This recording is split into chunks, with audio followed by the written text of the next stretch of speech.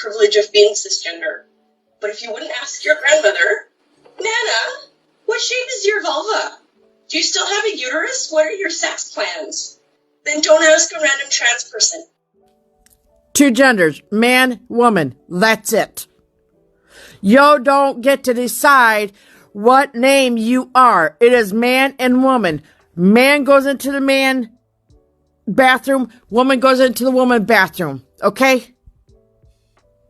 Just remember, your pelvis is gender specific. So when you croak, it's no joke.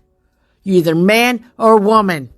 Do you understand? Same thing with your index finger. Shows if you're a man or woman.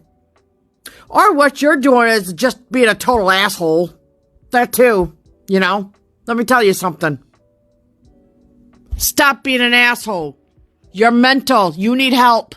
Oh, there are only two genders. It's just basic biology. Hi, how you doing? Welcome to Advanced Biology from a biologist. You see that thing? So we're gonna go over some facts together, but first off, happy Trans Day of Visibility, right? So sex and gender, not the same thing. You probably heard that before, right? It's because it's true, because biology actually has nothing to say about gender. You would have to look towards sociologists, anthropologists, or gender scientists for that.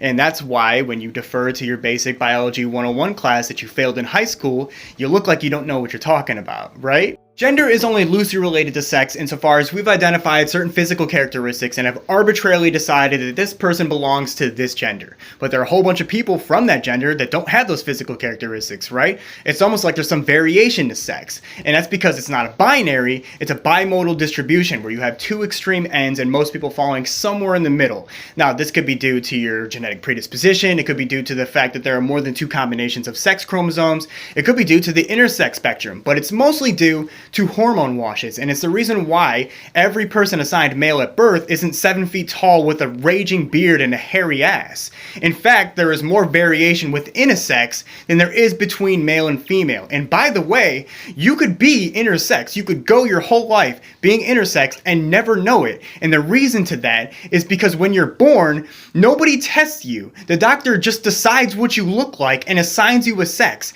And then society then assigns you a gender that is traditionally associated with that sex. I really hate when people appeal to nature when they're trying to erase trans or gay people, because when you actually study the animal kingdom, the concepts of male and female cease to function as we understand them.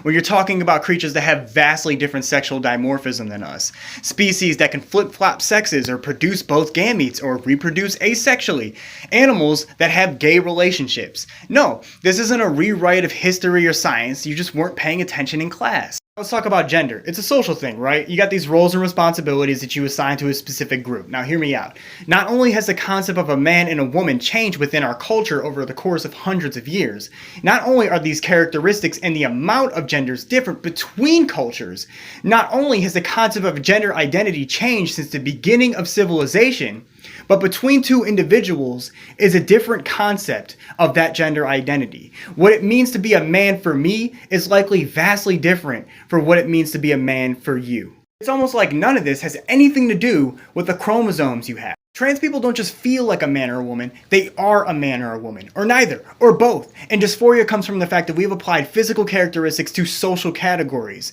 And the real mental illness is thinking that 8 billion people can all fit into two arbitrary classifications. And no, nobody's turning your kids trans. Nobody would have anything to transition from if you didn't apply something to them that they don't identify with. Thanks for coming to my TED Talk.